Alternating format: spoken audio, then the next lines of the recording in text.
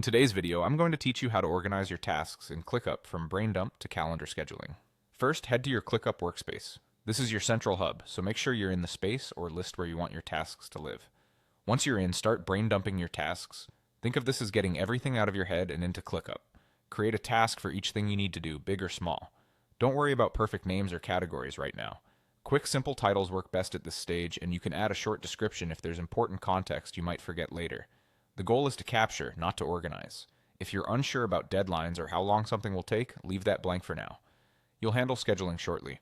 When you've finished your brain dump, switch to the calendar view. This view helps you see your week or month at a glance, and it's perfect for turning a long list into a practical plan. If you're planning a week, the weekly view is a great place to start because it gives you enough detail to balance your workload day by day. Now take those tasks and start dragging them onto the calendar on the days you want to complete them. Dropping a task onto a date sets a due date and gives your schedule structure. Be realistic, spread out heavier tasks so you don't overload a single day. If you know a task needs a specific day, place it there. If it's flexible, use the gaps where you have more time. You can always adjust later if things change. As you place tasks, click into each one to add helpful details like time estimates and assignees. Time estimates are great for forecasting your workload. If a task will take 30 minutes, note that. If it's a 2-hour task, add that too. This will help you spot days that are too packed and make adjustments early.